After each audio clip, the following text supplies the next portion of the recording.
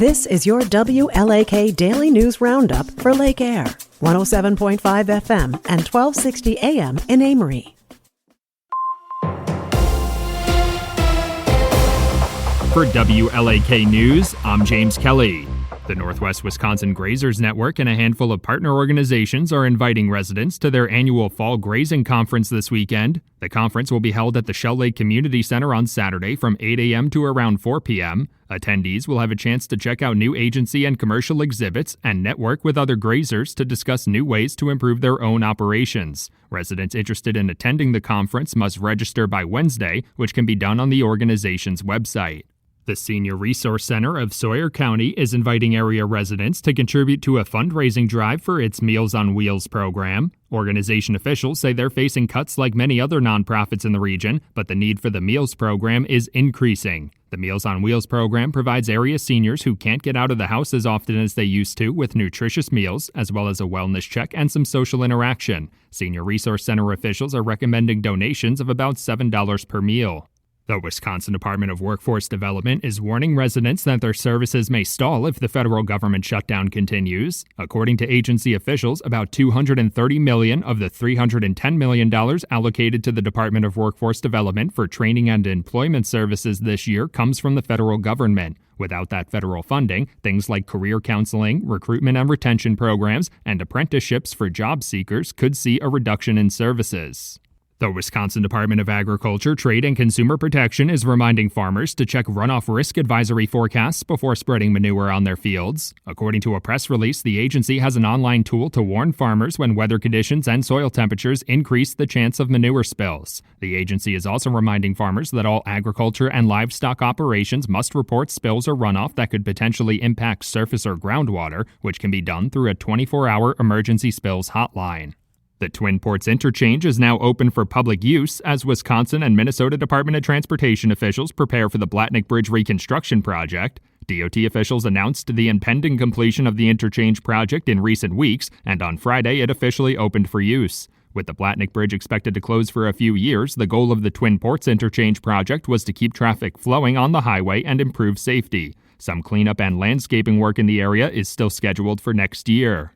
Due to the ongoing federal government shutdown, around 3,700 Ashland and Bayfield County residents are expected to be impacted by the delay in food share benefits. According to the Wisconsin Department of Health Services, nearly 2,300 people in Ashland County and nearly 1,400 in Bayfield County were receiving food share benefits as of September. Local food assistance nonprofit officials also say they're preparing for another increase in demand for their services after already seeing about a 15% jump in the last year. Attorney General Josh Kaul says Wisconsin has joined a multi-state coalition in sending a letter to the U.S. Department of Agriculture requesting guidance amid a lapse in SNAP funding due to the federal government shutdown. The letter seeks information on alternate funding sources for the food assistance program and warns that even a temporary delay would have a significant impact on millions of Americans. A letter from the USDA earlier this month advised state agencies that there would be insufficient funds to pay full November SNAP benefits for 42 million people. Barron County officials say they're still searching for developers to convert the former Bessie manufacturing site into a mixed-use commercial and housing development. Officials say they've met with some developers already, but many of them want to continue using the site for industrial purposes. They're also seeking funding from the Wisconsin Department of Natural Resources for environmental cleanup. The Rice Lake Plan Commission recommended rezoning the land from industrial to mixed use to the City Council at its meeting on Thursday. Wisconsin Governor Tony Evers and the Office of the Commissioner of Insurance are warning residents of a significant increase in the cost of health care coverage. According to a press release, the 2026 plan year rates for the state's individual marketplace show residents could see their premiums more than double with the expiration of the ACA tax credits. Eau Claire County residents could see one of the largest increases, with a family of four making $130,000 a year on a silver plan seeing their yearly premiums jump by $24,000. As the weather cools down and leaves start to fall from the trees, the Wisconsin Department of Natural Resources is reminding residents to be wary of fire danger. According to a press release, there have already been over 50 wildfires across the state in the month of October. DNR officials say the dry weather, gusty winds, and the falling leaves are contributing to increased wildfire risk. Residents should check fire danger warnings in their area before conducting outdoor burning activities until some snowfall brings more protection against wildfires. For WLAK News, I'm James Kelly.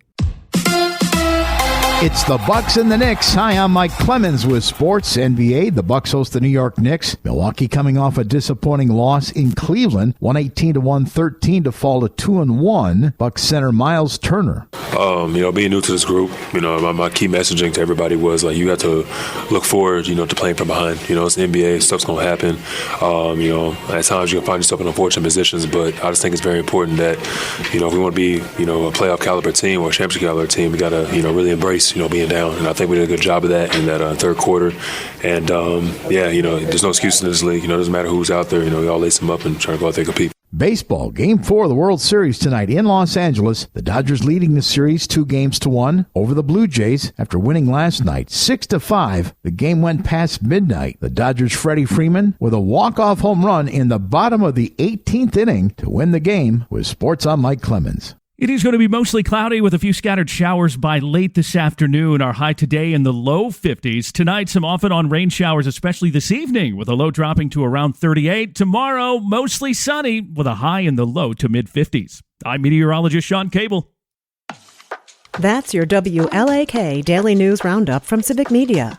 Subscribe to this podcast on Spotify, Apple, or wherever you find your podcasts. Find more news at lakeair.radio.